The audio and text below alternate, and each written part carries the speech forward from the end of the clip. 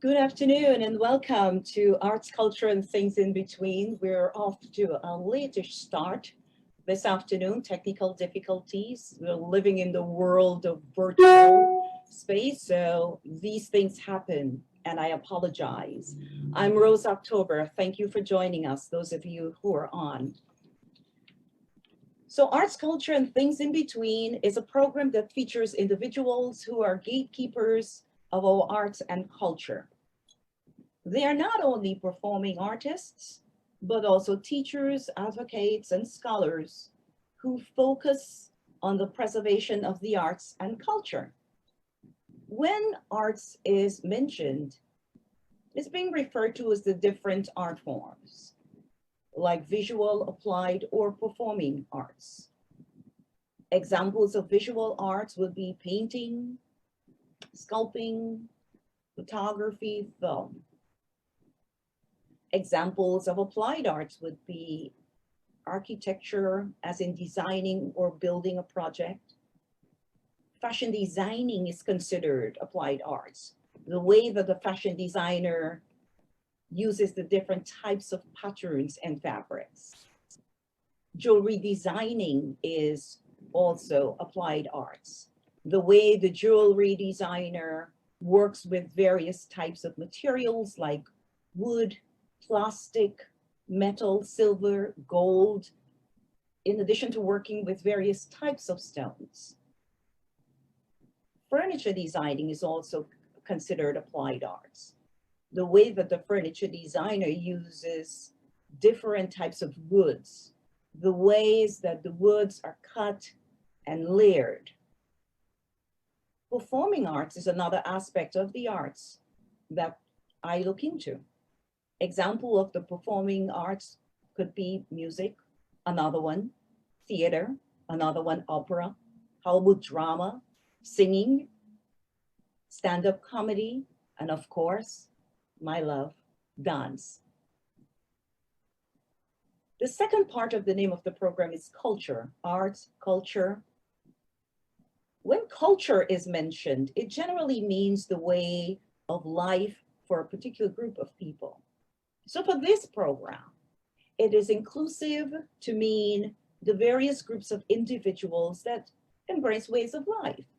In other words, looking at attitudes and behaviors. What is important to note is that as culture is mentioned, I'm really looking at how practices are passed from one generation to another. The last part of the name of the program, Things in Between. This has to do with life issues that affect the execution of the arts and cultural practices. This involves both positive and negative experiences that become part of the creative process. Today's guest is a performing artist, plus a lot of things in between. But before we meet today's guest, let me share the bio with you.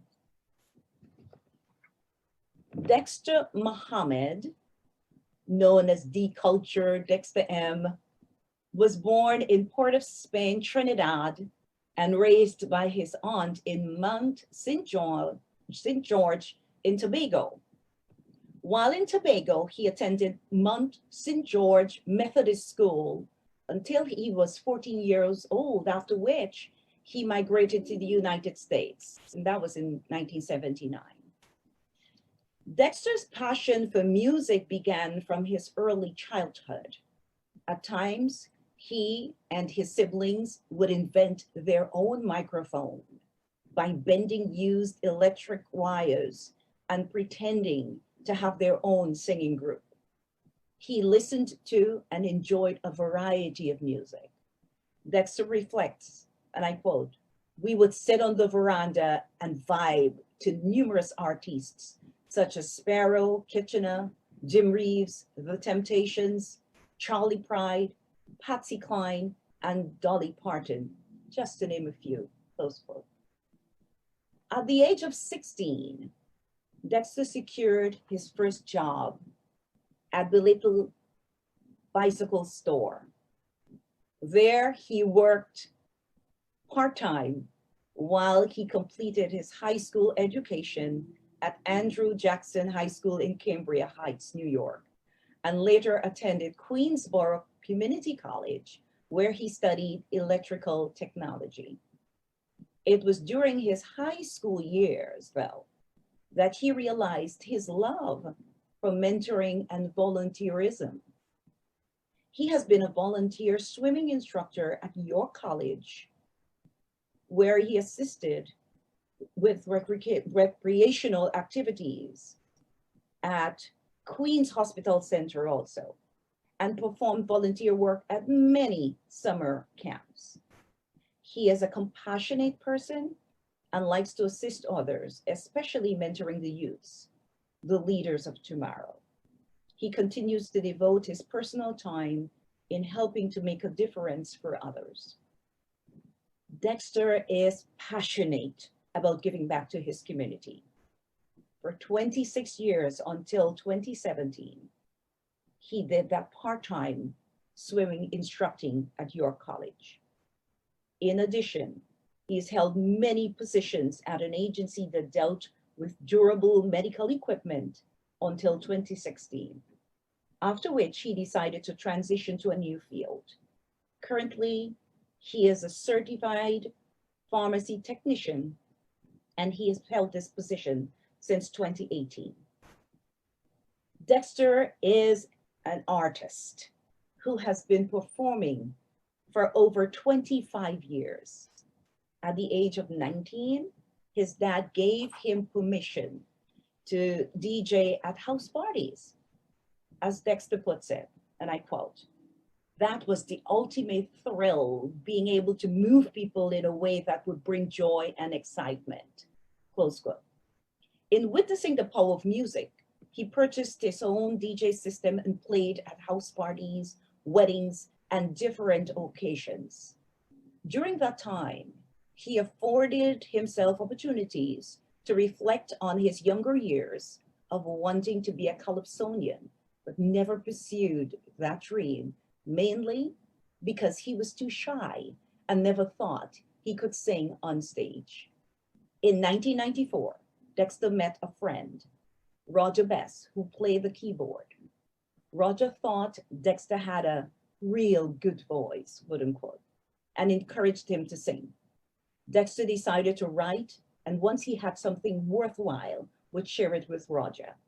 Roger would look at his writing, begin playing chords, and use beats from his Yamaha keyboard, and before one knows it, a song was born. One of those songs was Save the Youths. Dexter has also written a song for moms. There is also a song surrounding the riots in Crown Heights. Dexter's childhood passion for composing and arranging music took off. He arranged his own music because he not only had ideas for his songs, but also about the melody instruments, the chord structure, and the rhythm. On occasion, he likes to experiment with songs that might have double meaning to amuse the audience. Over the years, he's composed several songs addressing social issues, relationships, politics, and even some witty ones. Reggae, which he is comfortable singing, is his most favorite genre, next to calypso. Some of his favorite reggae artists are Bob Marley, Dennis Brown, and Peter Tosh. Dexter believes there is depth of constructive messages in their music, and that is what pulls him in. In 2006, Dexter experienced a breakthrough in his musical career when he was approached by Vinod Bisram, the leader of the world-renowned Angels Caribbean Band. He was absolutely honored and delighted at the prospect of joining the band, as this band is known as the golden standard in the music industry. Dexter quickly earned a role of lead male vocalist, and this position has afforded him the opportunity to be freer and expand his musical range. Dexter reflected on how frightening it was when asked to sing different genres. He was able to answer the call and now sings all covers, including up-tempo soca, reggae, and backup to some Bollywood songs, salsa, and ballads. The Angels Caribbean Band has given Dexter the platform to perform on many stages before large audiences with some of the Caribbean's most revered entertainers, including Gita Bisram, The Mighty Sparrow, Calypso Rose, Edwin Yearwood, Alison Hines, Dave Martins, Biggie Irie, Peter Ram, Ricky Jai, David Rudder, Pluto Shervington, Lovindeer, Freddie McGregor, Gregory Isaacs, Marcia Griffin, and Yellowman. It has also allowed him to grace national and international stages in countries such as Guyana, Canada, and St. Martin's, along with local performances in Florida and in New York. He's performed in venues including Gracie Mansion and the World Resorts Casino. Dexter thinks there is no greater joy than bringing people together and having a good time. He knows that one of the main attributes of the Angels Band is their intimate relationship with the community. He loves the fact that the community can always depend on Angels in time of need, whether it is for a fundraiser, launching a program, or providing musical relief in times of grief. That is one of the things he most admires about Angels because it complements the way Dexter has lived his life. He is serious about his music, and all of his sets with the band have been cover music and catered for a more festive atmosphere that he truly loves. Although Dexter has not done much recording, he has never stopped writing. Consequently, since the pandemic, the Angels Caribbean Band was forced to take a break from live performances, and this allowed him to redirect his energy to recording. Since then, he has released 2 original compositions in the summer this year, one bringing attention to domestic violence, entitled Think It Over, and the other bringing attention to racial injustice, entitled I Can't Breathe. Encouraged by the momentum, Dexter is currently working on several other projects, which he hopes to be released within the next couple of years. Although he's a dynamic live performer, Dexter is at his best when in the studio working on original tracks. He wants his fans to be prepared for some upcoming soulful original music that touches on love, relationship, and social issues with some plain fun in the mix. Dexter's accolades include being the first and second place winner for 2 years in the DC Calypso competition. Today, as he humbly builds on his childhood dream of being a singer, he continues to wow crowds with his songwriting, vocals, and performances as he strives to save the youths of tomorrow. Ladies and gentlemen, boys and girls, before we actually meet the man, just let us take a peek of what he looks like.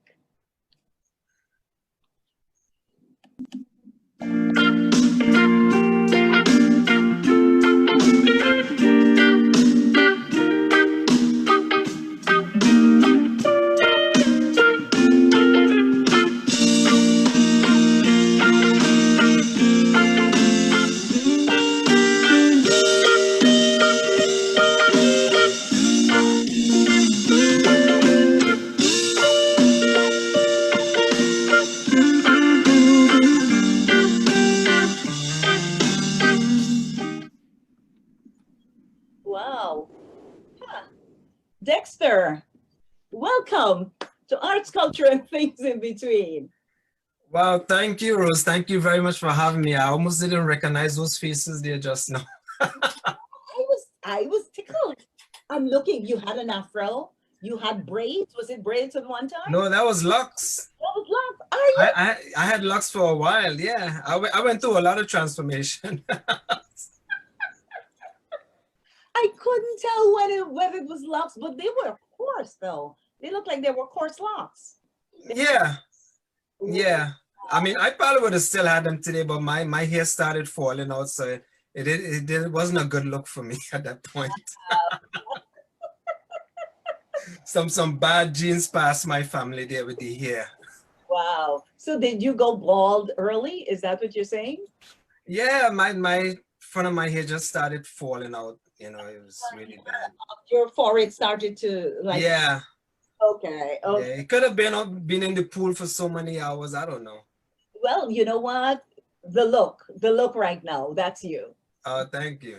I had to take a double look though on some of those pictures, Yeah.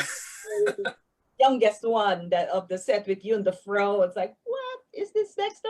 I had to look really, really closely, but there you are. So welcome, welcome, welcome. Thank you. Thank you for having me. Yeah, I'm so glad that you can join because I really like you as a performer. I like your music. I like your sound. I like your voice. I like the community work that you're doing. So I am glad that we're able to share this, share your life, share your experience with the business, in the arts with those who would be joining us. So in your bio, it is mentioned that as children, you and your siblings had a make-believe band and you guys made your microphone with bent up wires and all of that. You know what? It's child's imagery, it's child's fantasy. But before I ask you the question, I am just, I love it because with the internet now, you see, especially in some parts of Africa, Mm-hmm. the children's band, where somebody got a piece of wood and he's Yeah, somebody got a that was us. yeah. Look at that. You guys were trendsetters and you didn't even know. So you guys had your own make-believe band then. And then later on around age 19, you started DJing. So what Mhm. mimicking being a singer as a child, was there any adult who was paying attention, probably saying, look, stop with your nonsense or something like that? I mean, or they would say, oh, you got something coming up. Was there any adult paying attention? Well, I think what you said first is to be stop with the nonsense. Because parents back then, they always focus on education and academics. So if you had any type of aspiration to music or the arts or anything like that, it wasn't something that was like strongly encouraged. So even some, the thing about it with the parents back then, if they I remember one of my sisters growing up, when she used to sing, her uncle used to say, Sharon, are you talking to me? And that was a way of telling her, I don't like what I'm hearing. So they had their own ways of giving you their opinion, but a lot of times they never came out and said, oh, wow, you really had a nice voice. I don't think it was really in their nature to interact with kids in that way, unless they saw you had like a real extraordinary talent and maybe someone kind of coerced them into pushing you. But a lot of times it's more academics, forget everything else. I think it was the sign of the times back then, Yeah. Yeah, you have to aspire to be a lawyer, a doctor, a teacher, some profession. You dare not say anything about, holding a mic or doing a dance or anything like that because that's stupidness. That's Yep, it's true. and you can't go far with that kind of a thing. They tell you that, Yeah. So you seem as though your artistic being is so alien that you shouldn't even think about it. You Right. now as a child, what did you want to become when you grew up? It's when I was growing up, it's not something that I really thought about much, to be honest. I know I love music arts and I was more driven in that way. But then as I got older, I was fascinated by electrical technology. And I was, I was driven in some way to go towards that. And then, it just stopped at one point. But it was really more working with my hands. I'm always a person who loves to work with my hands. I mean, anything you give me, I can assemble stuff. I can read manuals, put things together. I just love all my family. Whenever they have something to put together, they would call me. So even growing up, like even the bending of the wires and stuff, I used to love doing that. When I finish, I make a whole make-believe microphone and all that stuff. So I was always good with my hands. Wow. Wow. What wouldn't I do now to see what that microphone looked like back then? So what activities were you involved in at school as a child that you think helped to channel your career as a singer?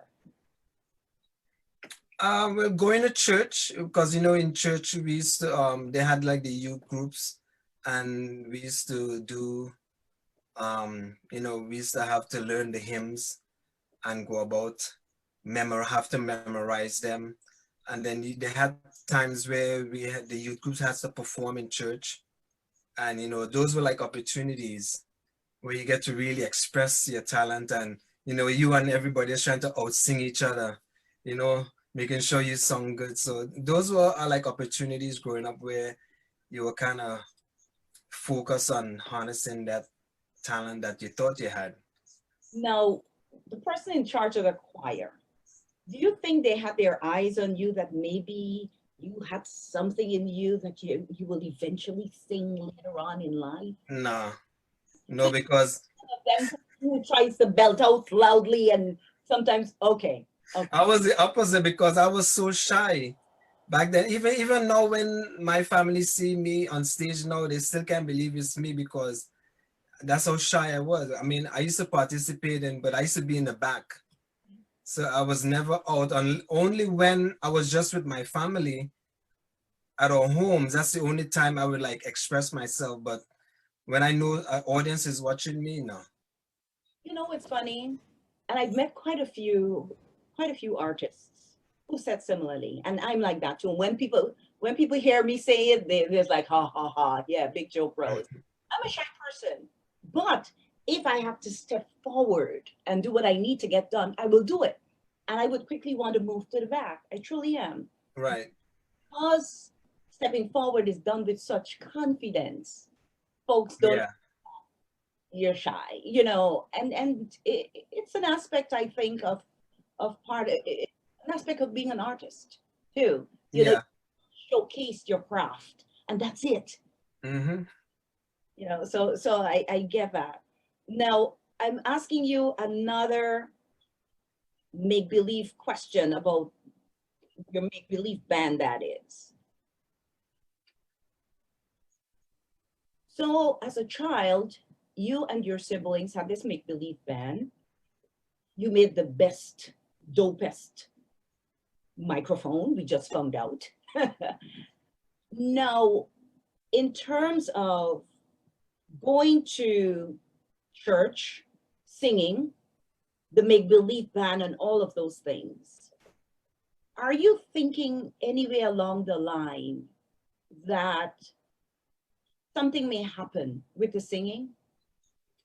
I mean, as you sit now and reflect. Yeah. I mean, when I left home, I was in what we consider secondary school. Yeah. And at that point, I think they were trying to do a calypso competition in the schools. And a couple of my siblings and I, we were kind of excited about it. And we were even thinking about doing it. But it just so happened that was the same time when my father in the States, sent for me. That was around 79. So I missed that opportunity. And then once I came here, anything like that was just put on hold for a while. But that's how much love that I had for music at the time, even at that young age. So did your siblings go through with the competition? Do you know? No, no, I think it was either all or none. It was Mike, wasn't there? Oh, I just, Yeah, I mean, we even got licks for singing some songs that were considered inappropriate. you Because, you know, as a child, you sing everything you hear on the radio, but there's certain songs you couldn't sing. And, remember you know, those that you sang? say Do you that again. know those that you sang? Like, you know, some songs at the time, some of the calypso from like Sparrow and them, is certain songs that was considered inappropriate for children. But you could sing it, but not within earshot of your parents.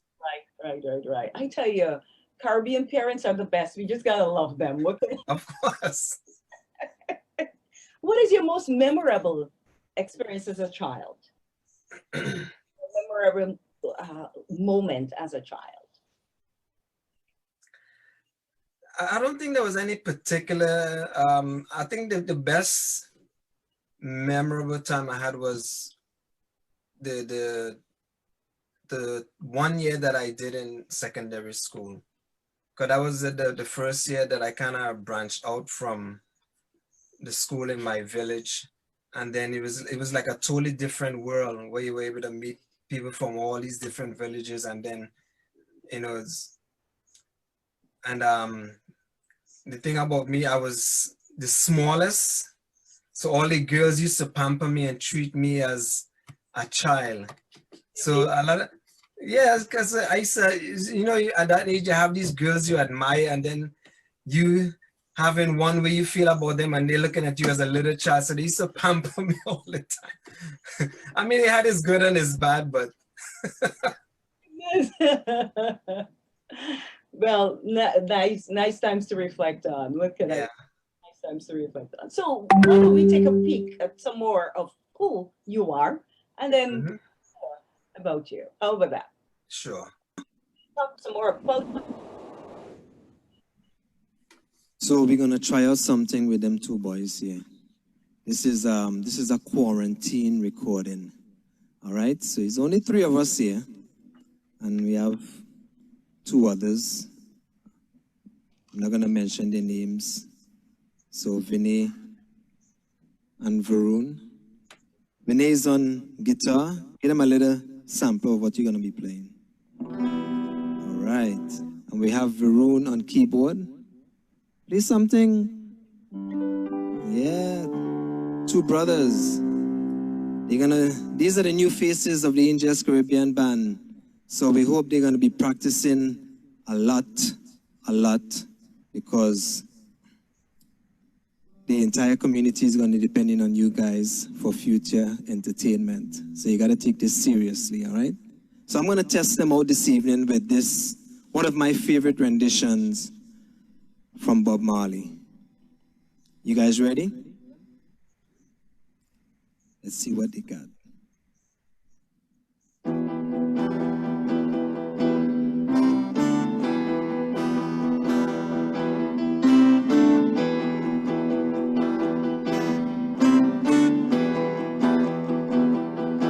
Freedom is our destiny, never given by another man. Freedom is our destiny, and freedom is there. Freedom is our destiny, never given by another man. Freedom is our destiny, and freedom.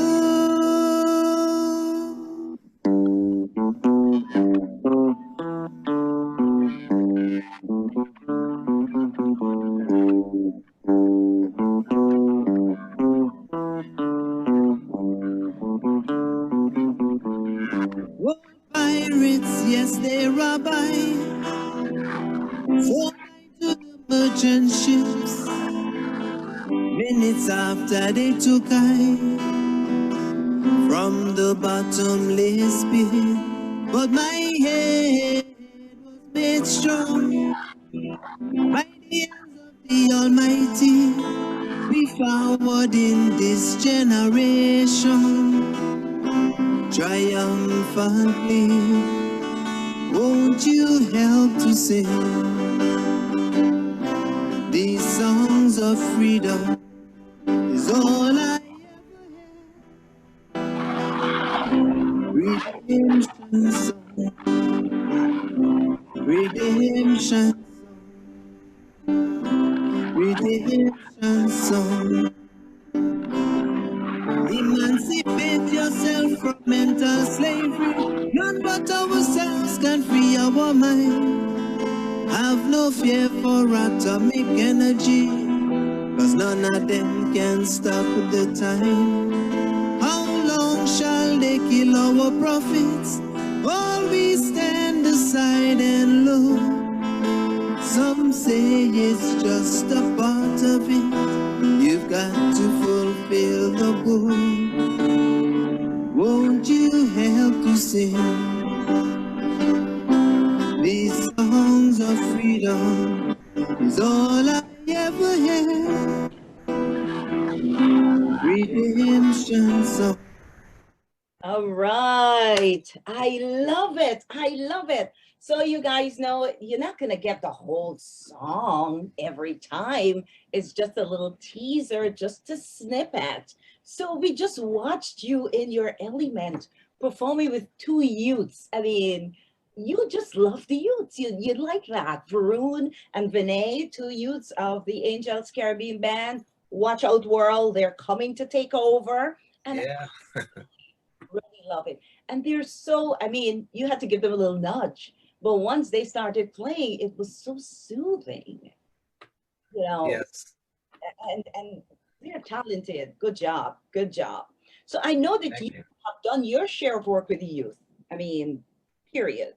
By your involvement in being the swimming instructor, you know, and part of this program is about passing passing the baton from yourself to the next generation.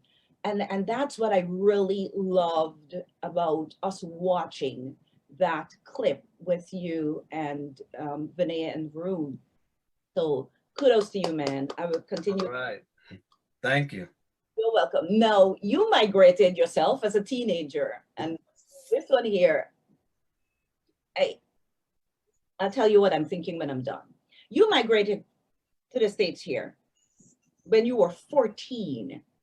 And at 16, you were employed part-time at what's the name of the store? Belletti Bicycle Store. Bicycle store. We have a little inside joke here, folks. I mispronounced the name of the store when I read it. But It's a hard name for a lot of people to pronounce. so at 14, you migrated. I just want to go in your head quickly here because 14 years old, you're in your prime. You just talked about moving to a different school, right? Secondary school, and embracing a new way of life as a teenager, experiencing different friendships and all of that. Then daddy said, you got to come to the States. Yep. Rebellious teenagers leaving your world behind and coming out, because usually that's what happens. Yeah. Wow. Because I mean, it was exciting, you know, coming to the States, because most Caribbeans coming to the States is always like a big excitement because, you know, you heard of the big city and then you want to experience it. But for the first year when I was here, I was so homesick. I listened to country music the whole time I was. Was that what your dad liked? Country music? No, actually, we grew up listening to, because, you know, radio stations back then were so limited. So a lot of times those are the stations we were able to get, you know, to listen to music. So we got a wide variety of American music, country music, a lot of pop, you know. So a lot of times we listen to country music with Jim Reeves and Charlie Price and all these guys. And most of the Caribbean knows of these artists because they were in the same situation too, where radio stations were limited, you know. Yeah. So Now, a couple of years after you came, you worked at the bicycle store. Anything from that experience tapped into who you are today? In looking back, would you say? Any experience that happened in that time that you worked in the bicycle store? Has anything from that worked for you later on in your life? Yeah, I would say my work ethics because I started working at such a young age, and it just gave you a sense of purpose. And at that time, I was so driven to make my own money, because at the time I was still getting allowances from my parents, my dad, and but I always wanted to be in this position where I want to make my own money. I want to buy my own car, and it's just making money to save up so you can buy a car so you can be independent. That was my whole thing. Always have been. So I always learned to work hard, and like I said, I love working with my hands. So that was a good experience in helping me to express that whole feel. And learning something new too, because coming from the Caribbean, I never had a bicycle. So that was my first time ever having to experience having a bike, much less working on one and repairing one and fixing one. It was like a real joy. Mm. So one of the things that seems to come easy for you is being a volunteer, being a humanitarian. It seems that Hmm. it's your second skin, second nature. Now, how did you get into volunteering? How did you connecting with becoming a swimming instructor at York College? Because you've had a long run there in being a swimming instructor at York College. How did you get connected to do that? When I first came here, um, as unusual as in my song, I didn't know how to swim, because a lot of times I tell people that they say you came from the Caribbean and you don't know how to swim.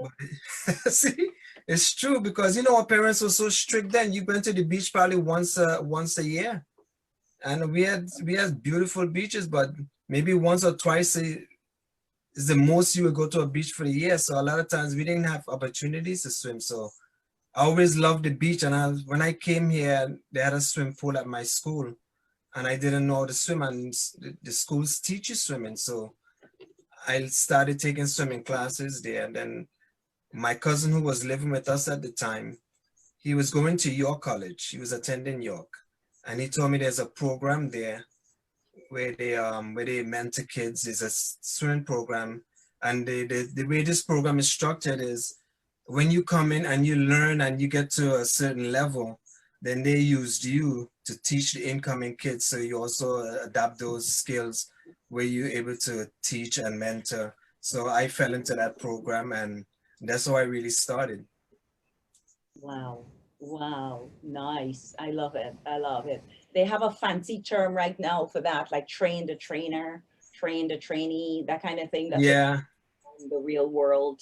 That's been, but also it's like peer leadership too. right. Peer leadership. You learn and then you teach the other young ones, and because children Hmm. learn from their kind, more than Yeah.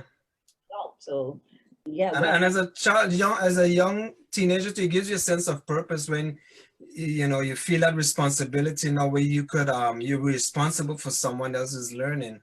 So and I think even now today is good for youths to involve themselves in volunteer, because it really shapes the way you look at the world, and how and your whole character, help develop your character as a youngster.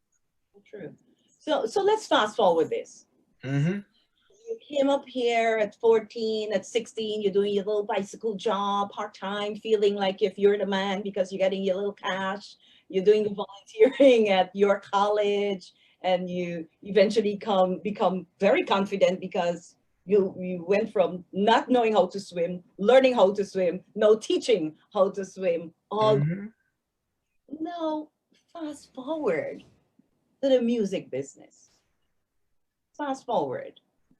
How did that connection happen? We know that Roger Best, your friend, he was somewhere in the picture, right? Hmm.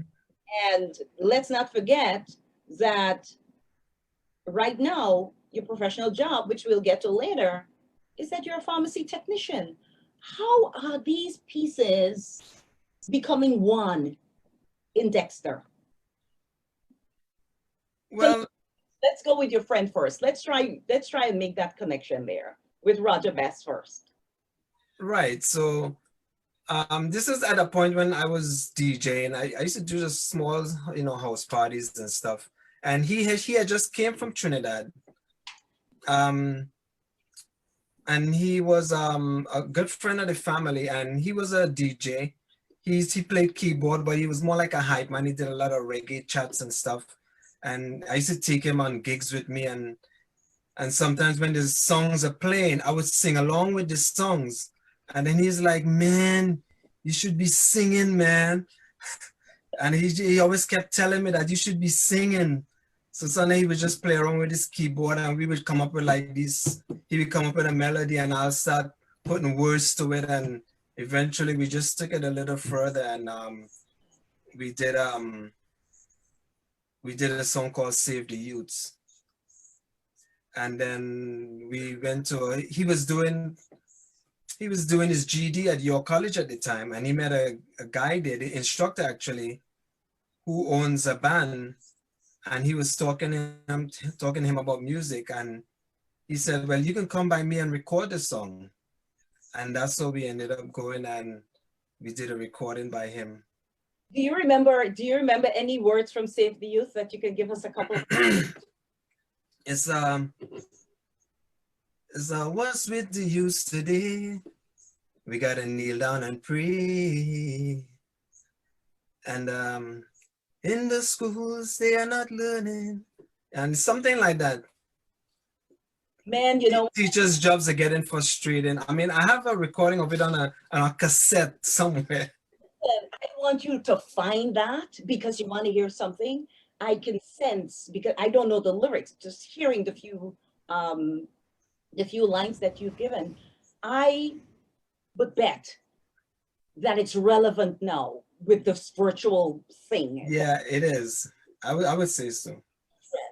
A lot of children are facing difficulty in learning virtually because some parents went back to work. The children are back home. I was just having this conversation today with Claire Goring about how latchkey children are back in because parents have to go to work. They leave their children home to be on the computer by themselves. The children don't know how to supervise self. So guess what?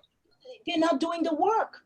The teachers themselves, they're frustrated because, I mean, please look for that song.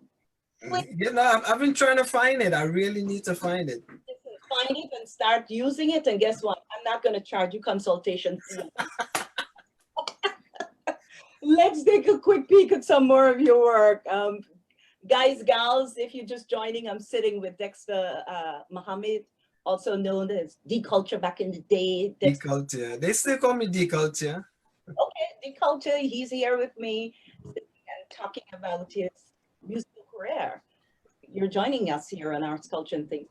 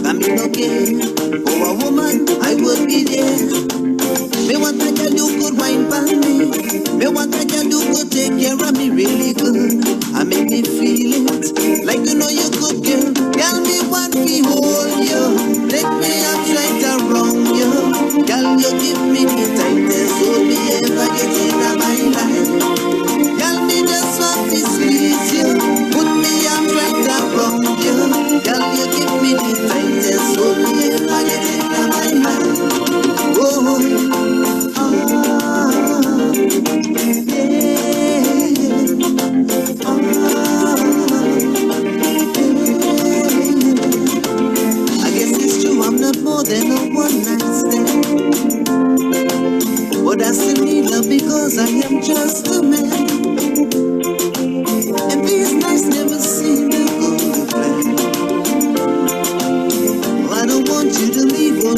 hold my hand. Oh, won't you stay with me? 'Cause you're all I need. This and love is clear to see. So darling, stay with me. Yeah. Why am I so emotional? It's not so good to have some self-control. And even though we know this will never work, no, you can lay with me so it doesn't hurt. Oh, won't you stay with me? 'Cause you're all I need. 'Cause this in love is fantasy. So darling, stay with me. Oh, yeah. Oh, yeah, yeah. Oh, I love that groove. Listen, it got like a little Latin flavor to it. Is that it? I mean, It's like a zouk. it's like a zouk. Okay. Zouk, yeah. And actually, one of our keyboardists, Philip Nichols, he's the one that helped putting that whole track together.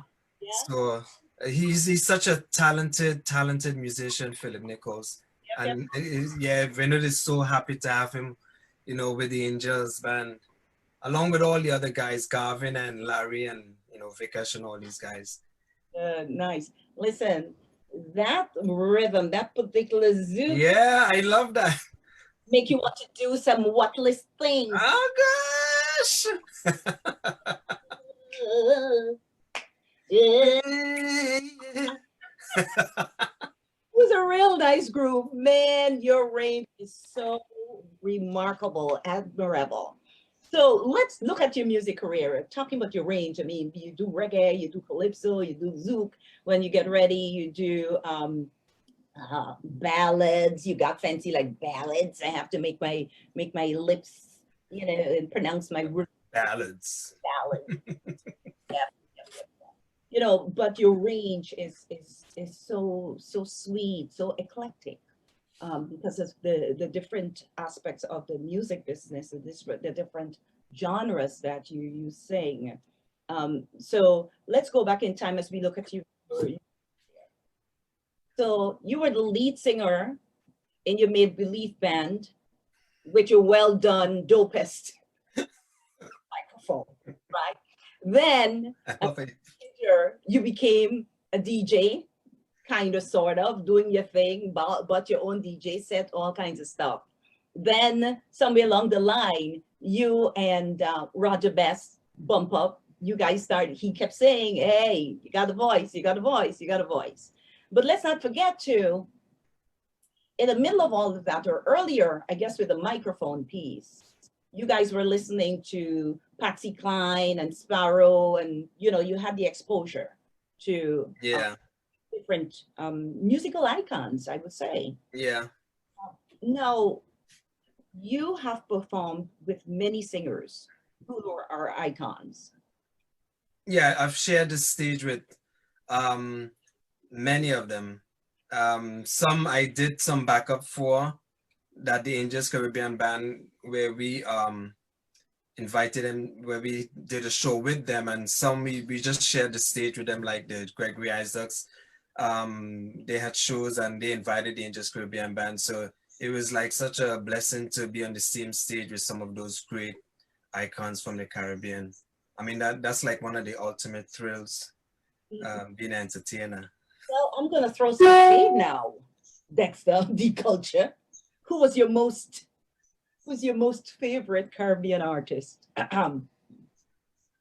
Well, that's easy. I would say most people know Ras Shorty. Yeah.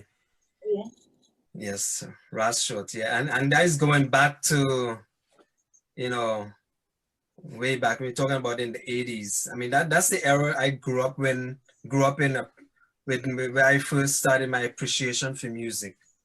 Was back in, well, I was not the 80s, but the mid 70s to and on.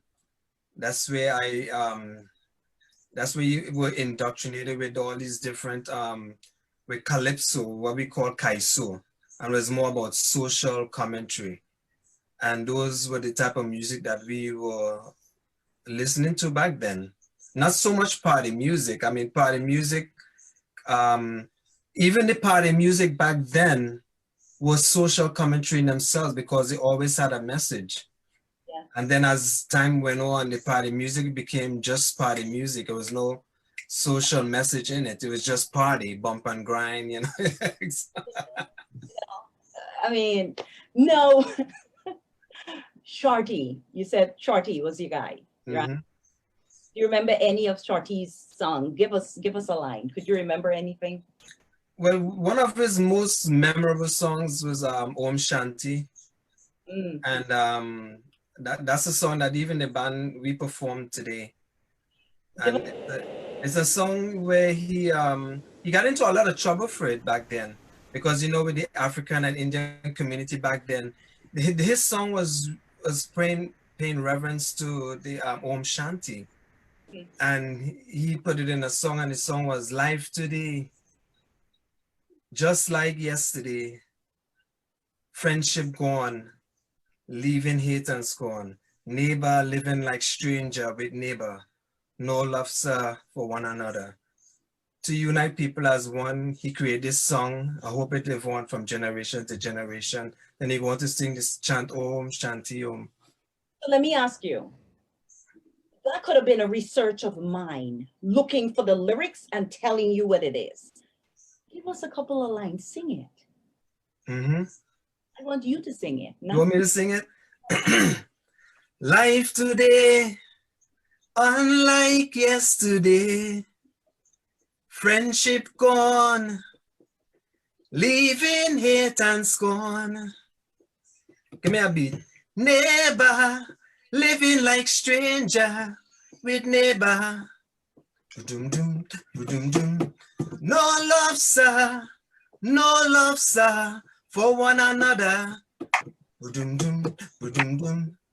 To unite people as one, I create this song, I hope it live on from generation to generation to generation. Sing Om Shanti Om Shanti Shanti Om. Love it, love it. Ras Shorty did some beautiful social songs at the time that even transcend to today. I mean, you can take those lyrics from back then and apply to today's you know, situation. Yeah, yeah. Oh, God Bless was another song that he did. Yeah. I'm just checking the chat. I don't usually do it, but I see some folks saying, love your voice, lovely voice. And I guess the kids are amazing. I don't want to get too sidetracked because the thing is going up and I didn't see everybody. But Gita, You have a lot of work there to do. they were saying Shorty was the first chutney song, and Gita is saying, yeah, okay. So I just wanted to bring some folks in. I don't do a good job of that. So who is your favorite non-Caribbean artist? That's a hard one because Don't scratch your hair. You don't have any. I know, right? I don't. I scrape my scalp. But you know, America at the time when I was growing up, and I always revert back to at the time when I first got my appreciation for music. So I would always revert back to that time. So the young people who watching, all excuse me, I know all into all your you know, your Bungie Garlin and your Miley Cyrus and, you know, Bieber and all these guys. But I grew up and, you know, we grew up and we had a lot of bands. And one of my favorite bands even to this day is Earth, Wind and Fire. I always love their music, their musical arrangement. I mean, their music was different from everyone else. And I had an opportunity, and I must mention our friend, she's a very good friend of the band. What's her name? Oh gosh, she's gonna kill me. I hope she's not listening. And I shouldn't say that. But she she gave us she encouraged us to go to a concert at Madison Square Garden a couple of years ago to see Earth, Wind and Fire, and it was such a thrill. Mhm. So yeah, that was like one of my favorite things was seeing them live in person. And after all these years, they still sung great, like the originals. Exactly. Well, you have something to look forward to. In another few years, Dexter, you'll be still sounding like the original Dexter. I hope so. Well, that's why I'm trying to do a lot of recording now because at least get those things in because you never know what the future holds. So who's your favorite artist, hands down? Period. Period. I would say my favorite artist, hands down. I mean, over the years and with my experience up to this time, is I would say Bob Marley. Okay.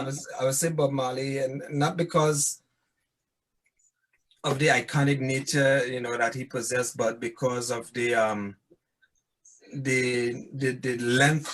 length and breadth of compositions that he did through his lifetime. I mean, I don't see any other artist who did so much songs dealing with social issues and world issues like him within a short space of time. And it was a very short space of time.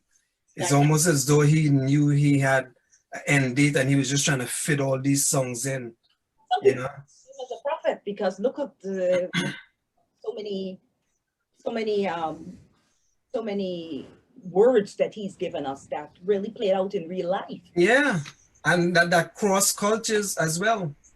So relevant today, Yeah, thinking about this stuff since back then. right.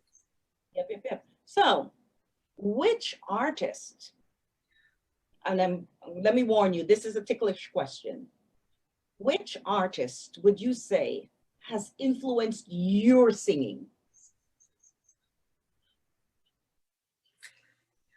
It would be two. Okay. And like I said, it would be Ras Shorty I and Bob Marley. Because those are the two genres I mainly record. Like if I'm recording, I would either record calypso or reggae. And whenever I do record a reggae track, I'm always trying to put my composition up against Bob Marley to see if it meets his expectation.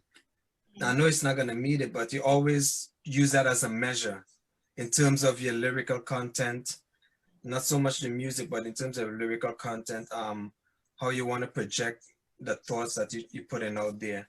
And the same thing with Ras Shorty, so I mean, I did stuff, that are non-conscious, party music, and that's fun. But a lot of times, even when I do an up-tempo music, I always still like to have a message in it, Well, something constructive. to hear you say that because you mentioned the cross between Shorty and and I can see that as an artist, and this is just my view here. I can see as an artist that you can pigeonhole yourself because you have sound. As artists, we get comfortable doing something a particular way, or Right. something a particular way, or looking a particular way. So if somebody didn't see you and they hear a song, they say, that sounds like Dexter, or they see me performing a dance, they say, oh, every time you dance, you put in this particular movement, there's Mhm.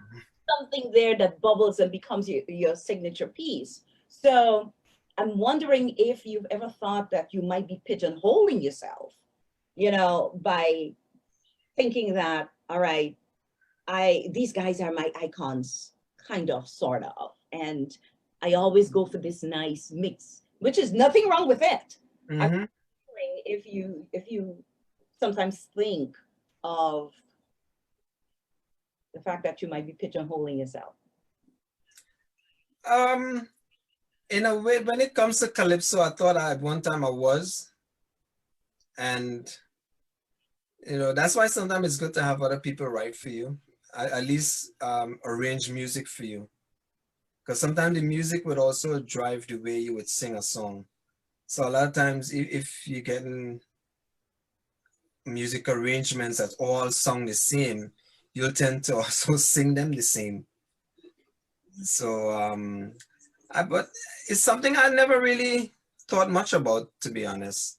Well, again, You know, I'm going to charge you consultation fee today. That's I know. not between 3 and 5. I don't charge.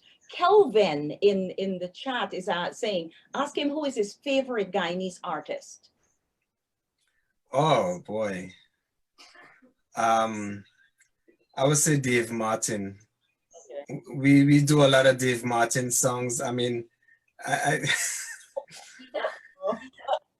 we you know Dave Martin songs. I know Dave Martin's song. And you know, it's so funny. I do a lot of Guyana folk songs that I love Guyana folk songs. They got some of the best folk songs, and we do them like when we do the Guyana folk festival and stuff like that. It's like every year I look forward to those shows. So you Yeah. Chinese kind of sort of for a couple of hours or so. Is that it? Say that again? Some Guyanese for a couple of hours or so when you sing. Yeah. I am an honorary Guyanese. No, bow down, sir. Yes, we accept you. We accept. I've been to Guyana several times. I love it. You love it. That's Oh, nice. That is nice. But we're not traveling now, so as soon as no. quarantine lifts and we get COVID-19 under control and we can move with some comfort, yes. So your artist name is Dexter M. D Culture. Is there anything else? No, that's it. No. Explain to us, who is Dexter when he's performing?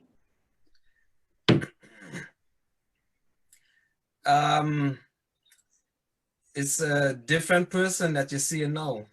Pause 1 second. Pause 1 second. I am giving you permission now to be conceited. How about that? Get braggadocious. Tell us, who is Dexter M when he's performing? Who's the culture when he's performing? Who is that person? Yes, we know that it's somebody else we see out there. But how is it for you as a performer on stage? What's your mindset? What are you going through? What? It's well, before I go on stage, it starts off as a nervous thing.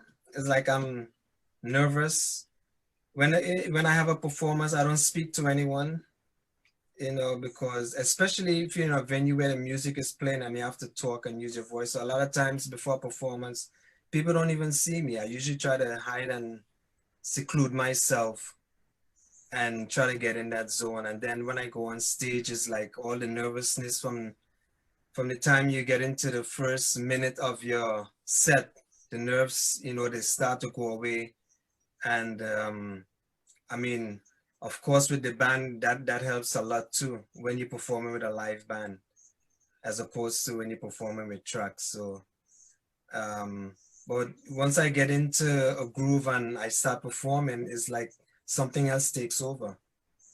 Now, are you the kind of singer who moves a lot, put in, stick in a little, stick in, or Oh yeah. Yeah, it all depends on a lot of times and this might not be good, but a lot of times I feed off the audience. Like if the audience are very interactive, then I become even more interactive and more animated on stage. And a lot of times when we're doing these shows where it's more like a concert where people are sitting, you don't really get that interaction, you don't get that feedback. You know, usually after the shows, we'll get feedback from people who said, oh, the performance was great, but then sitting there looking at them, sitting and watching you, you don't really get that. And sometimes I tend to feed off of that because a lot of times when you don't get that interaction, you sort of kind of hold back and restrain yourself.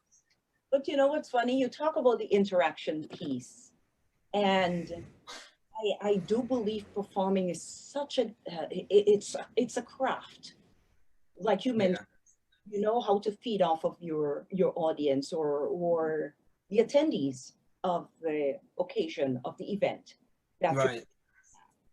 But one of the things that I have observed over the years with some singers let me call it out, with some singers, is that they feel, and some of our Caribbean singers, is that they feel when they're interacting, they need to be holding on to a woman and whining and grinding and touching. And I have a problem with that as a woman. And I'm just being frank. And the reason why I have a problem with that is because I think you can have fun without all the whining and the joking and the poking and all of that. I really do think so. Mm-hmm. And it could be because I'm in the mindset of a dancer, knowing how to use my body in a way that could be seductive, that could be, exciting, but not vulgar. Let me say the word. Right. Yeah. Right? But then you see some performers who actually would put their hand in the woman's back, bend her forward, get her in the what? What is that? Mm-hmm. 615? Y'all got words for it, names for it. Yeah. You gotta ask them young people that. But you know what I'm saying, right? Oh yeah, yeah.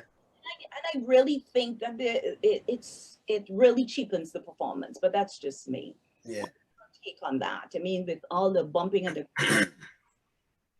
Well, definitely, Angels Caribbean Band, we don't have those kind of performances. Oh, I know that. Yeah, even and I don't agree with it neither, because I think that I think your craft's supposed to speak for itself. I think if you're a singer and you confident about your singing ability, that's supposed to be enough to move people. And then you can move people in a way where, like you said, they can sit there and they can whine all night by themselves and have a good time. And without you having this extra influence where you have to go and touch them and stuff like that. Yeah, actually, I'm not comfortable with that type of performance on stage neither. So that's something you will never see me on stage doing. Good.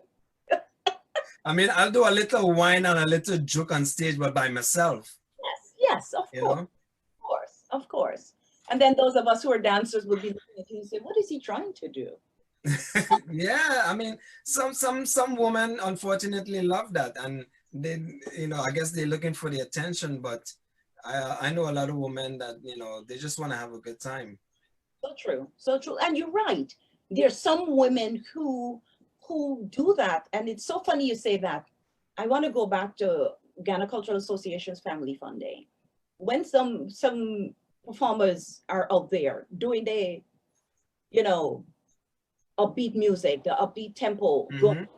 Listen, I can't tell you how many times I got to be security guard by the stage entrance there because some little girl is running up to come and run on stage and whine and go down. I was like, here, this is a family show. Yeah. I mean, there's appropriate forms of what we call waist joking and waist motion. There's appropriate forms of it. I mean, when you look at the African culture in terms of dance, and even the Indian culture in terms of dance, there's a lot of waist movement. But then there's always that line where it gets to a point where you can see it's starting to get vulgar. By the time you see them bend over and their hands reach the floor, then it's like, I mean, we had shows already where we had to stop the music. Wow. Because a lot of times when we have shows, we try to get people to interact, and we would call up people on stage and have fun. Have them see who can do the best dance, but by themselves, not with each other. And then sometimes you would get somebody on stage who probably had a little too much to drink, and then they want to take it a little further, and we just have to stop the music and say, okay, that's enough. So Guy Tree Mazier said, we're a classy band. And then Budram Duki said, that's why angels set themselves apart from all others, always classy. And I love it. And I know of the work that angels do. You talk about the little wine, a little joke, waist joke and stuff, as a dancer, I would say pelvic movements. Yes, right. But we're talking about the same thing. Let me ask you this before we go and take a peek at some more of your work. What is your most memorable performance to date?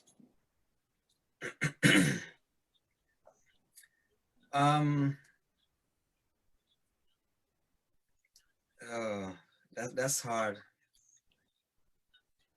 Is that a hard one? There's so I would say one performance that I remember that I really enjoyed was with Sparrow. We backed up Sparrow at the casino. result. And yeah, it was a show we did with some of the icons, Sparrow, David Rudder, Calypso Rose there.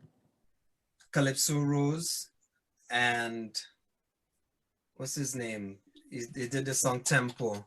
Oh gosh, I can't remember his name right now. But we did a show with those icons. And I mean, we were in the studio rehearsing, and we had to learn all the backup lines for them. And the kind of respect that they were giving us, because, you know, they normally have their own people who do their backup and stuff, but they trusted us. Love And and we did backup for them, and it was such a pleasure. And then when you get on stage and everything just sunk and worked out fine, I mean, that was a great show. so Yeah, I always remember that. Elvin is reminding you of Love and Dear. Love India, yeah. Yeah. Love India and Pluto Shervington. Yeah. Yeah, I mean, it's such a pleasure to work with some of those icons that we grew up, you know, listening to over the years, and then you're actually on stage with them, and not only on stage with them, but you are part of their set where you're doing backup. I mean, that's like, you know, that's like the ultimate thrill that you would always take with you, you know? Nice, nice. So let me ask you the flip side to that. What is a performance or an experience on stage or in the music business that you don't want to remember? I remember. One that you don't want to remember. Yeah, well, I don't want to remember it, but I remember it so good. I was singing, I was in a Calypso competition. This was in Brooklyn at Sesame Flyers, because I used to sing there every summer, and every summer they had their Calypso competition, and I was performing, and I forgot my lyrics, the lyrics of my own song. And it's all because of nerves. Whenever I have to perform my own songs, it's like more nerves. And the song was going good. The first verse, second verse was going good. I come to the third verse. It's like I forgot the lyrics and I just couldn't recover. Wow. And yeah, it is. So how did that end? Well, I think what happened, I told them to stop and start over, because we were singing with tracks. You know, there were no live bands. A lot of time with live bands, you can always improvise or do a little segue, you know, to you know, play it off or something like that. But yeah, yeah, that's one of the worst feelings, is when you forget your lyrics. Yeah. And it happens, you know, it happens. And you know what, though? I could imagine the feeling of showing it too, that you've forgotten it. It was obvious. That does not help at all. No. On that note, let's take another peek of your work. Okay, all right. Don't forget to tune in. Share this with your friends and family. We are live right here. Angels Caribbean Band 26 year anniversary. Wow, what a milestone. Yes.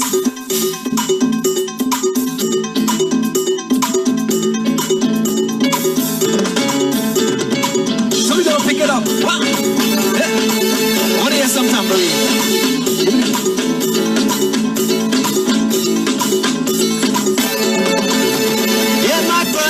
Oh Lord, I fall unto thee. From the ends of the earth, I will cry.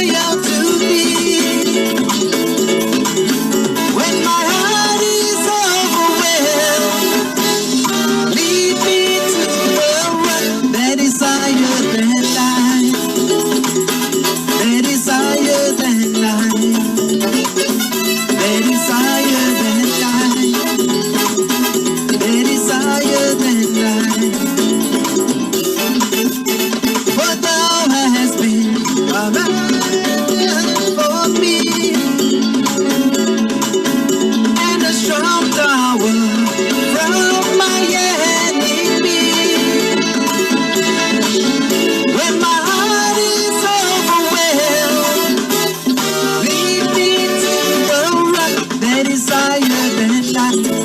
They desire that life. They desire that life. Oh, when the saints go marching in. Oh, when the saints go marching in. I will like to be that number.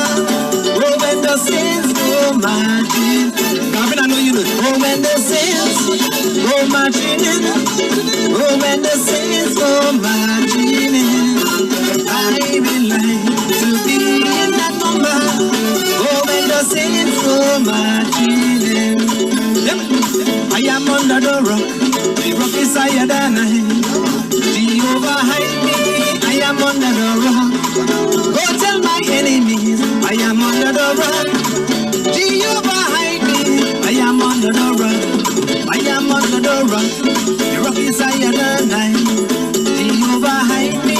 I am under the rock. Go tell my enemies. I am under the rock. Jehovah hide me. I am under the rock. Whoa, I love it. I love it. I love it. So we took you to church today too. Better late than never, because I know some of you did not worship today. Oh, Lord, you know, I'm not going to do that. I'm not going to do that. I will leave it to you. For those of you who have joined us, I'm sitting here with Dexter Muhammad, Dexter M, the culture of Angels Caribbean Band. For those of you who don't know, Angels Caribbean Band is celebrating its 26th anniversary this year. Yes. They've been doing community service for all of the 26 years. So big up, big up, big up. Thank you, thank you, thank you, Angels Caribbean Band, for the wonderful work that you're doing. We truly, truly appreciate you. I know that that piece that we just saw, I think that was the first segment of the celebration, if I'm not wrong. Yeah, that was the interfaith Okay. portion of it, yes. And actually that was the first one. And then there was one 2 weeks ago, am I right? Yeah, the Bollywood Comes Alive. That was last week. That was last week. And then there's one tonight. And then they have a Diwali show tonight. Right. That they also Zoom in live. Right. I think at 7 or 8 o'clock or something. Yeah. Mm-hmm. Okay, good. So more. So you're a male lead singer of Angels Caribbean Band. What comes with that responsibility?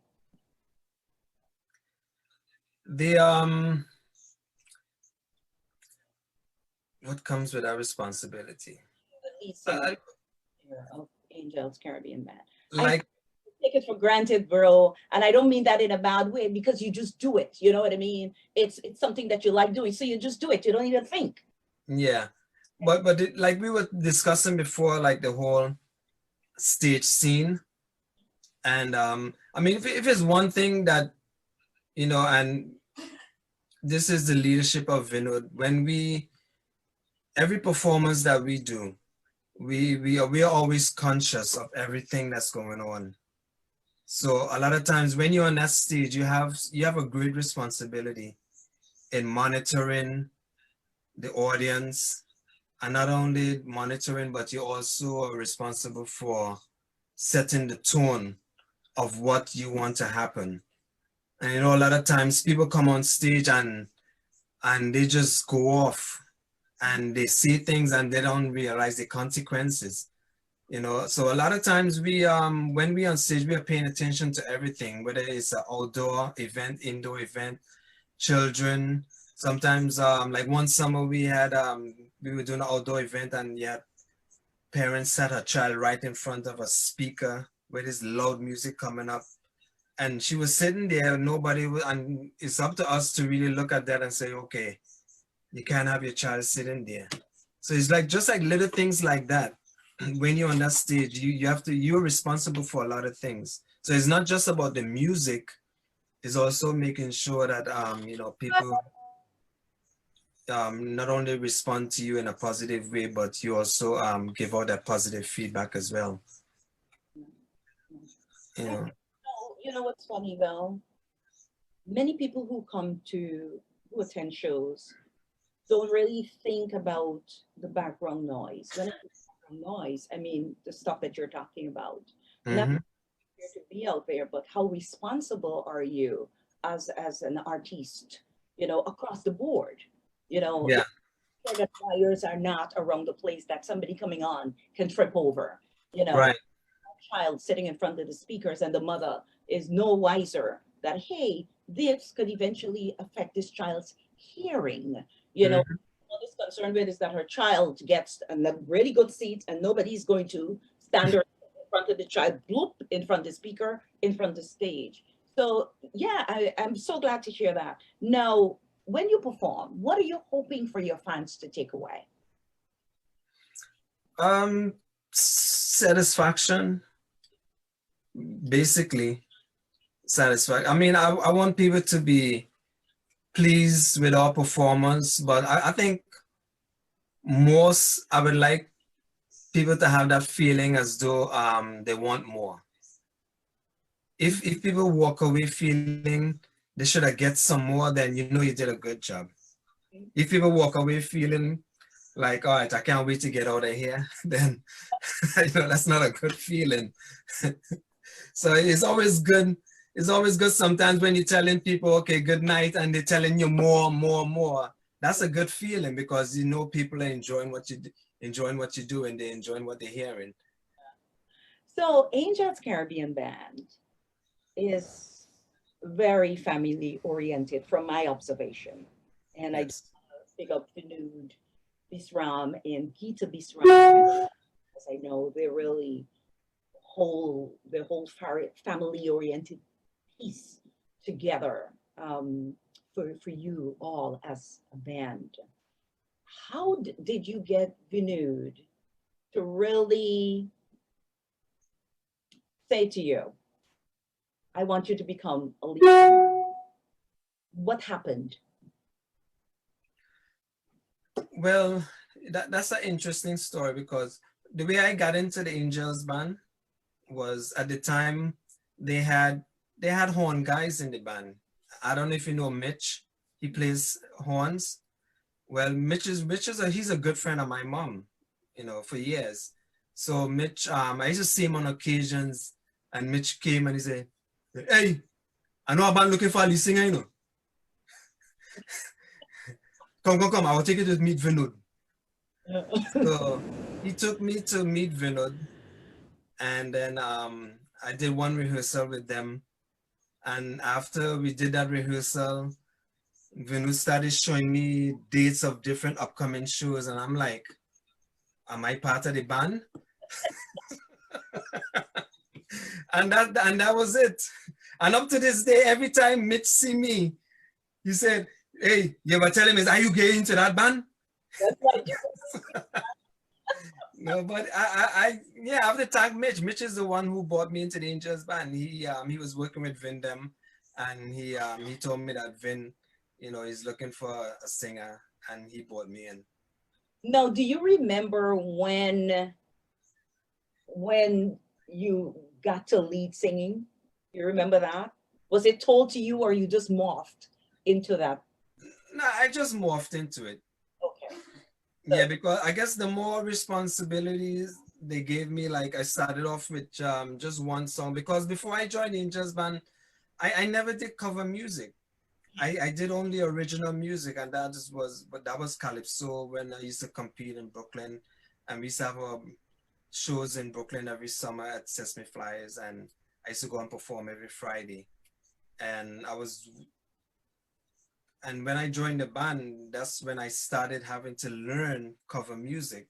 So I had to learn, recorded songs, and I mean I heard the songs from partying and on the radio, but now I had to learn the lyrics to perform them, which was kind of nerving because I've never had to perform, someone else's song before.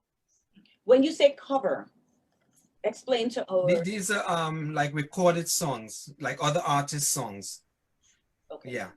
So it's not my original song. So these are yeah, like we would do all like the top artists, we would learn their hit songs, and those are the songs we perform. Yeah. So I'm excited about what's to come. And I'm not going to say why I'm excited. I'm just going to say I'm excited about what's to come. Let's take another peek at your work. Okay. All right.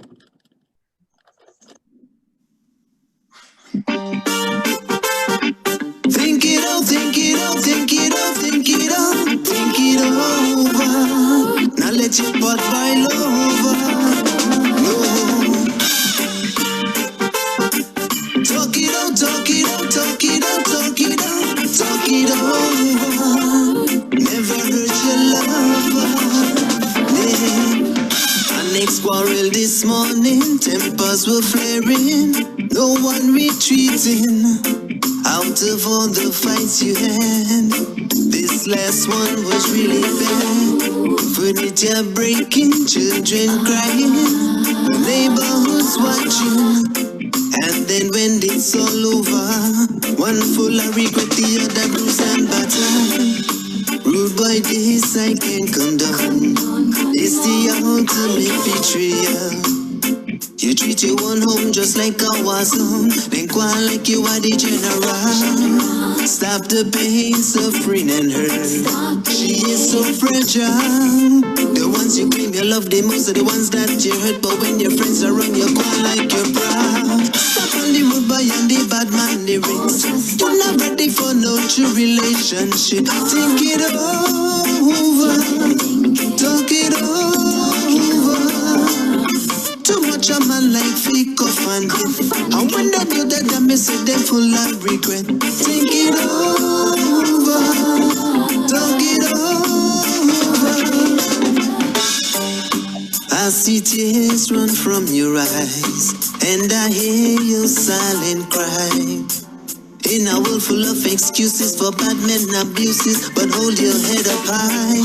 Now there is a change in tide.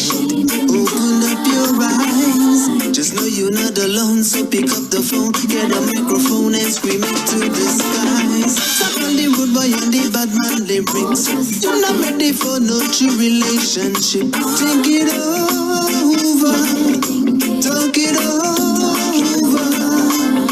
Too much a man like fake off and hip. And when they do that, I miss it, they're full of regret. Think it over, talk it over. Wow, that is deep. That is so deep. Folks, I'm sorry, I'm teasing. Thank you. You got to go onto YouTube and look for Angels Caribbean Band and look for Dexter and find the song. Listen.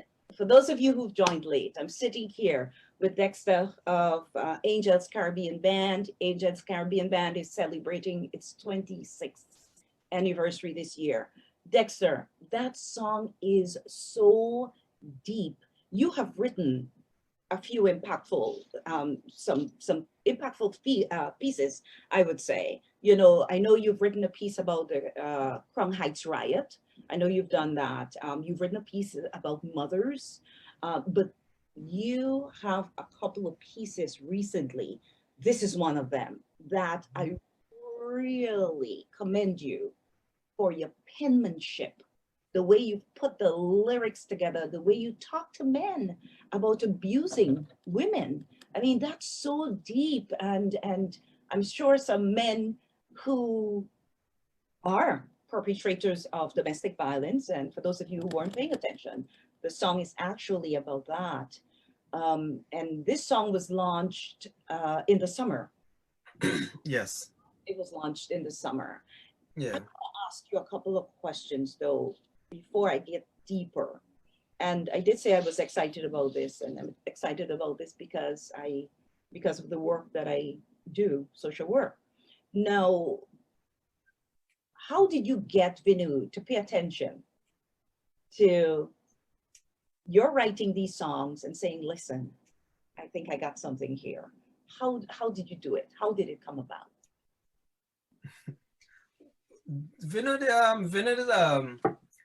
is a very open-minded guy, and like I said, he's very conscious of different things that are happening socially, and even though we do mostly party music and stuff like that. Like you mentioned before, we do a lot of community work, which you know, and that puts you in that whole mode of helping other people. So the way it came about is he gave me the music, and it's a song I always had an idea of writing. And I was kind of nervous at the time because I was like, you know, I don't, if I give him this song, I don't know if it's something he want to invest, you know, his time in doing, because the kind of listenership we have out there today, they don't pay attention to this kind of music. And that's that's the reason why a lot of times, you know, we don't put out these kind of songs, because a lot of times it just goes on deaf ear because people are so caught up into the party music and, you know, the slackness and all that stuff. But when I wrote the lyrics, and then he didn't even hear the song or see the lyrics or anything, and he said, okay, when you gonna come and record it? And then, and even all the time I'm singing this song, I'm recording it in the studio, I'm trying to figure out in my head, it's like, what is he thinking? Because it's the first time he's seeing the lyrics and the topic. And then it's like a couple of days after, he was like, yeah, you know, I got a lot of people who like this song. And, you know, he's like pushing the song. So I saw he was very excited about it, you know, and he really took to it. So, but I mean, I wasn't surprised, you know, that it's something that he would want to support, because, you know, we know who Vinod is. It's just like I said, sometimes it's hard to push those songs because, you know, people are not that socially conscious, you know, to sit down and pay attention to something like that, you know, unless they're forced to, because it's circumstances that surrounding their own personal life. Let's talk about that for a little bit, Dexter. It was on point and so appropriate because, and we had another conversation about this differently with COVID-19. Yeah. Victims were in lockdown with their perpetrators. So domestic violence went up. Right. It went up. So the song, I think, was timely. And because people were forced to stay in place, I believe, you know, people would hear it. People would hear it, both the perpetrator and the victim. And that's great. The perpetrator is not always the man. Yeah, that's great, but that's what I heard. That's for a whole different show. That's for a whole different show. And I see guys reminding us that you can get the song on iTunes and Spotify and Amazon. It's out there. Now, I'll ask you a quick question about songwriting. When did you know that your songwriting had hit it? When I did my first competition in Brooklyn, this was in 1995, is when I wrote my first song, No Justice. This is during the time when Gavin Cato got killed by that motorcade, and they had the Crown Heights uprising. And that was my first, well, besides Save the Youths, which is nothing we really pushed or produced or anything. We just did a record and we kept it. But this one is what I used for competition. So this was the first song that I really presented to an audience, was No Justice. And it was about the whole Crown Heights incident, Gavin Cato. And I did like a synopsis of the whole incident. And the judges, I mean, behind the scenes, the judges came to me and said, that is a great song. And it, I think I was supposed to place in that competition, but usually you have to do 2 songs. And my second song was very weak because I was just new to writing. And the second song I did was kind of weak. So I didn't really place in the competition, but that particular song that I did, everyone loved it. Everyone loved it. And from that song, that's when Sesame Flyers, a team from Sesame Flyers reached out to me to have me come and start singing with them. at their camp. Nice. Yeah. Nice. So you've been writing about consciousness, social commentary, in other words, you've been a social commentator in your own right from a very long time. It's not something you just started doing. So I want our viewers to know that. But I want to come back to Think It Over Mm-hmm. and the lyrics for Think It Over. If the woman is the victim, and I'm saying if because I've already established that men are also the victim sometimes, but the majority of times it's the woman who's the victim. What are you hoping for a woman to get from listening to that song? Is that at least know that there are outlets now where they can, reach out and get services or get relief or even get legal help. Like we did some other shows with our good friend Andrea Ogle, who's an attorney, and she has networks that she deal with similar situations in the courts with a lot of instances with domestic abuse.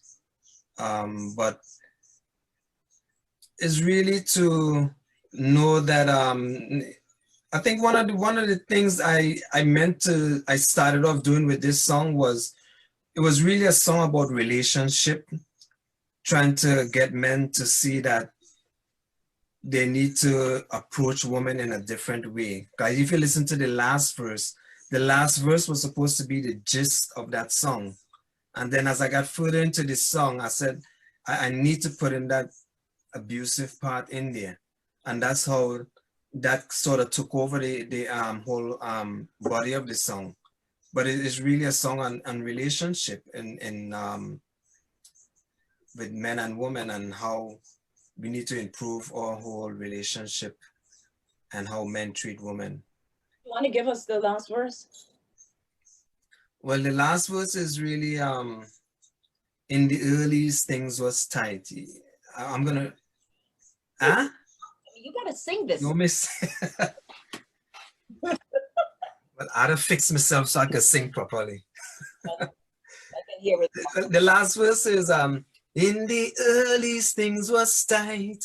You didn't have much ambition, but still you get enough loving and lifted up by your woman. But now you're feeling bright. You tell yourself you want to move on. So now you walk trade, so now you walk one trading your queen for a new thing. Youth man may say no. And then it goes on to hold on to your woman. Yeah. Cause she is all you have, yeah. Don't abuse her compassion.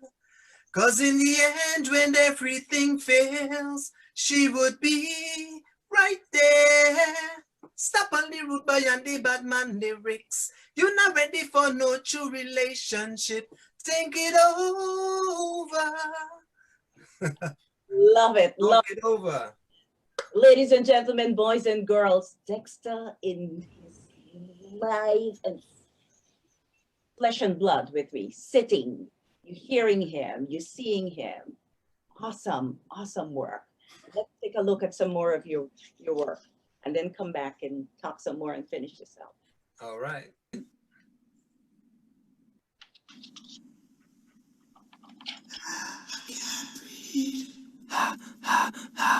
What's the current situation? Current situation is Mama making stuff.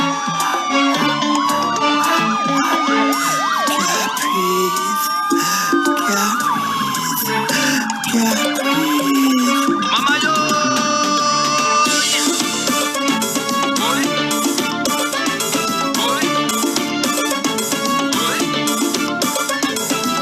Nowadays I feel like I got dead. I ain't ready.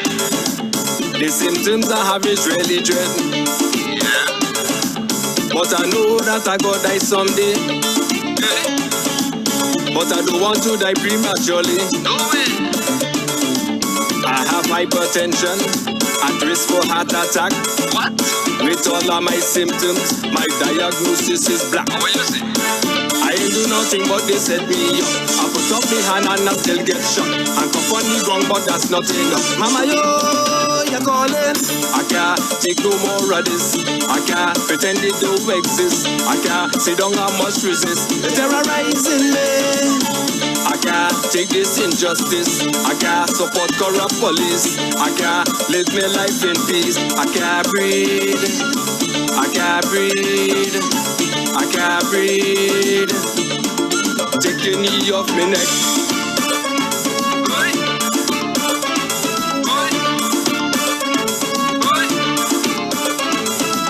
Long ago we ball and hold we head. Oh gosh. Now they use them to they riot instead. Some of them peacefully protesting, but the president pass and he gas them. Where you come from? A brick went through our window, right in the middle of town. Next day on the news, the police station burned down. Dirty drum. I ain't do nothing but they set me up. I put up my hand and I still get shot. And top on the ground, but that's not enough. Mama, yo, you're calling. I can't take no more of this. I can't pretend it don't exist. I can't sit down, I must resist. You're terrorizing me. I can't take this injustice. I can't support corrupt police. I can't live my life in peace. I can't breathe. I can't breathe. I can't breathe. Take your knee off my neck. Hey. Hey. Hey. Yes. In the midst of the coronavirus, to them it wasn't dying fast enough. You know what I say? So for them to fulfill their duty, they continue to terrorize me. Watch them. A brother in the park, going about innocently. This woman couldn't get her own way, so she called the police on him. I ain't do nothing but they set me up. I put up my hand and I still get shot. And come on the ground, but that's not enough. Mama, yo, you're calling. I can't take no more of this. I can't pretend it don't exist. I can't sit down, I must resist. You're terrorizing me. I can't take this injustice. I can't support corrupt police. I can't live my life in peace. I can't breathe. I can't breathe. I can't breathe. Take your knee off my neck. I can't breathe. I can't breathe. I can't breathe. Take your knee off my neck.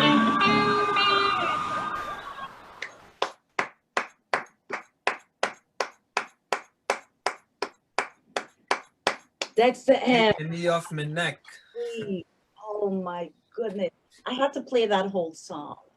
I'm so relevant, and we know why it is so relevant. I thought that you were very up in your face, making your voice heard, making sure that you use the platform in an appropriate way. And I really believe you made the point. You really made the point with this, with everything that we're going through right now. You know, again, Angels, Caribbean Band, the leadership, Vinud and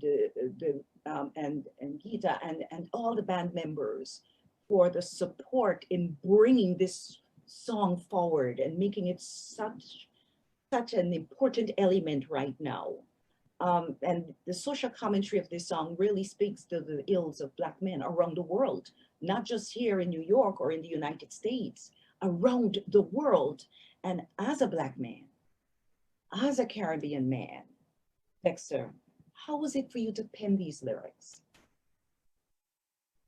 Because I mean, like I said, I'm a creature of history and social issues, so these are stuff that I've been following for years. I mean, since I've been to this country, I've been involved in social issues. So I'm aware, I'm fully aware of all the things that's been happening in this country. I mean, I'm saying this country because I live here.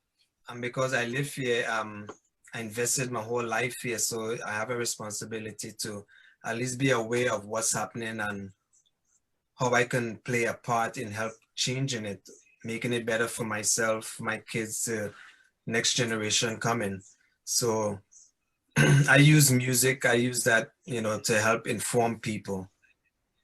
But so I'm fully aware, and it's not just, I mean, this is like a compilation of things that's been happening over the years. I mean, we can go back to New York City with Eleanor Bumpers back in 70s, 80s.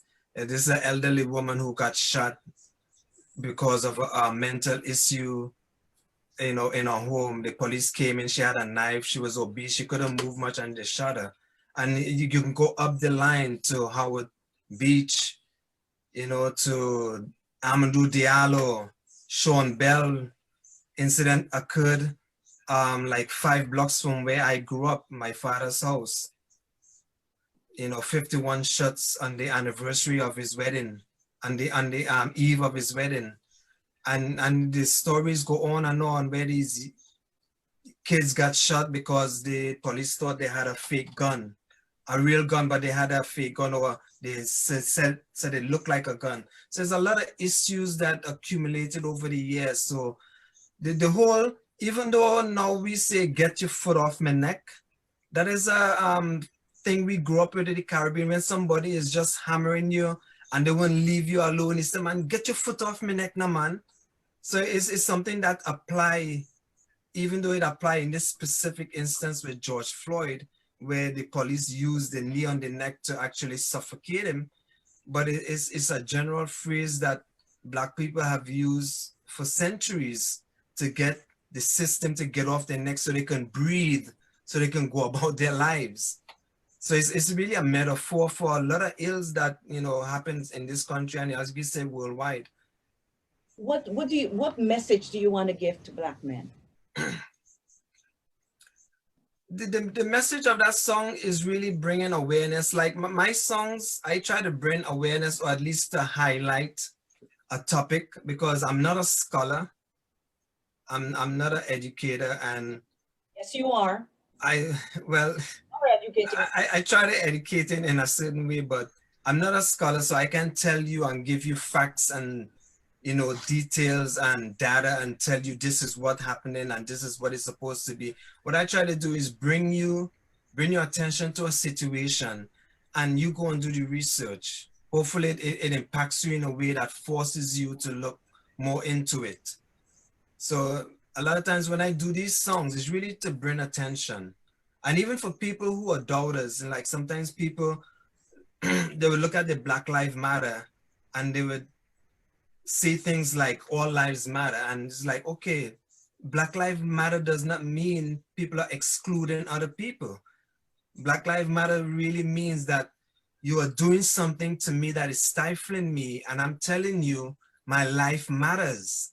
That's all it's saying, my life matters. And if you get somebody to recognize that your life matter, they will probably take actions to take their foot off your neck. And that is a simple way of doing it, and that is a nice way of doing it without even getting violent. Because in other countries, people are being stifled, they take up arms and all kind of stuff. In this country, all they're saying is, my life matter. Change the way you police, and that's basically what it is. So it's really bringing attention to people to look, when you see these protests and all these things happening out there, it's not just something that just happened. It's an accumulation of things over centuries in this country in particular. And that after a while, everything reaches a boiling point. And this summer was a boiling point of accumulation of things, from Trayvon Martin all the way up to George Floyd, Mark Aubrey, and all these guys. Have a fantastic product that is going places, because I'm aware that there are some radio stations around the world have tapped into it. I heard from Vinud, and he said that Caribbean Showtime in Canada has asked to air the song. There are 3 channels in Guyana, NTN, RGI, and LRTV. LRRTV, yeah. And then Phoenix FM out in South Africa. They were Yeah. about it too. So it's so on point, and it just shows the far-reaching effects that the song has, because it's talking about life, and life Right. is not great for Black men who are being killed, by police and others. So as we wrap this up, I want to ask you this question about how the pandemic um, has impacted you in this era of the pandemic. What does the future hold for Dexter? Well, the pandemic, the way it impacted me is it's so, and not only I can even relate to other people, like, you know, during the pandemic, everybody is at home and they started, all of the inner creativity came out. People started baking, they started eating the bake and getting fat. So, and one of my ways was, you know, putting pen to paper, you know, even though the pandemic didn't really affect me in that way because I was still working. I worked at home for a period because of my job, and but I was always working. But you know, we couldn't perform live shows, so with the absence of that, I was able to at least start working on a lot of projects that I have piled up here. I have a lot of projects that I've written. Can't It's wait. just for me to go to the studio and record them, but Can't wait. Angels is so busy, we don't have time to record, but hopefully I'm sticking on Vinod, you know, to try and get some of these songs out before this pandemic. Busy too. It's good busy because it's not easy for the band, in preparing for the 26th Yeah. celebration. And Yeah, and he's a busy guy. He never sleeps, so. I know 3 o'clock in the morning or stuff. I mean, he was working on this with me. Yeah, don't be surprised if you get a text from him 3 o'clock in the morning because he's up at that time working. But is there anything as we close you want to say to our viewership, Dexter? Absolutely. I would I mean I would really love to see that, you know, being part of the Angels band has been a life changer for me because being with that band, it exposed me to so many different things. It forced me to learn different genres of music, perform things that I've never thought of doing. It took me on so many stages that I've never dreamt of, meet all these different icons from the Caribbean that I've always grew up listening to and now able to meet them. And it's all because of the Angels Caribbean band with the leadership of Vinod and Gita. And just big up to the band on a whole, all the entertainers, all of the artists that sings with the band on occasions, but most of all of the band members from Philip Nichols to Larry Maisden, Gavin Nichols, Gavin, Vinod, Vikash, Mark, Sean, Vijay, Brian, and even my wife. A lot of times she worked behind the scenes, Gayatri.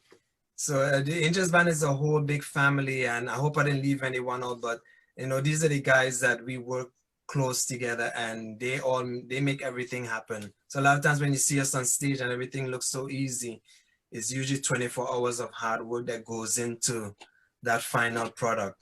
And everyone work tirelessly before every show. We do like 8 hours straight.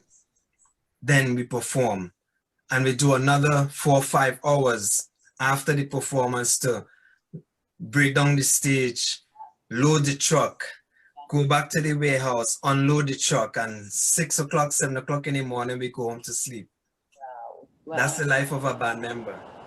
Gosh, it's not easy, but you guys make it look easy. And I just want to tag on to what Dexter said, just in case. If he's forgotten anybody, I want to tag on and say thank you to all of you who make it happen, everybody who make it happen. And emphasis is on the band, the band. It's a group of people. So I want again congratulate Angels Caribbean Band for giving us community service for 26 years, unselfishly.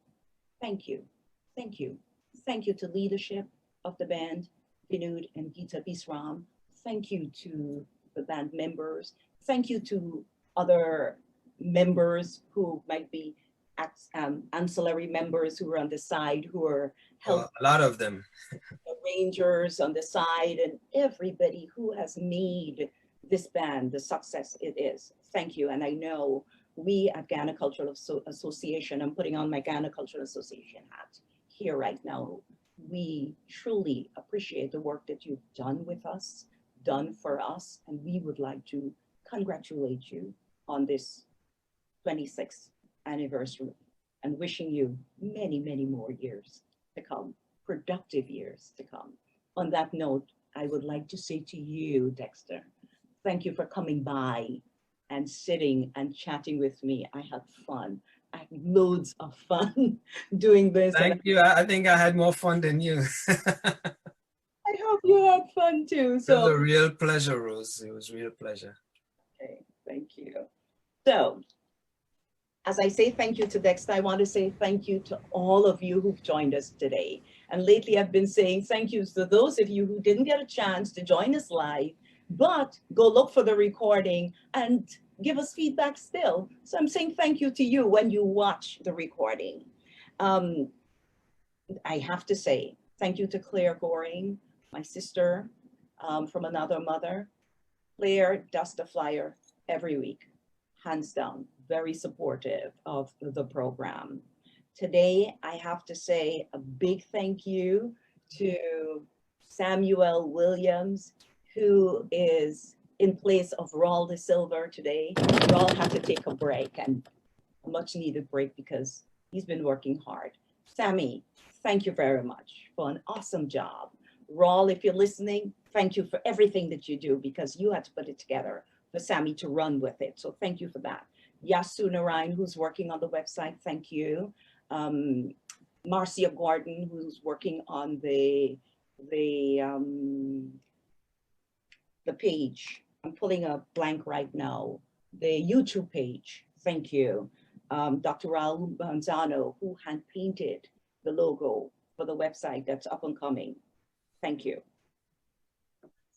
Big up to RDE Pros.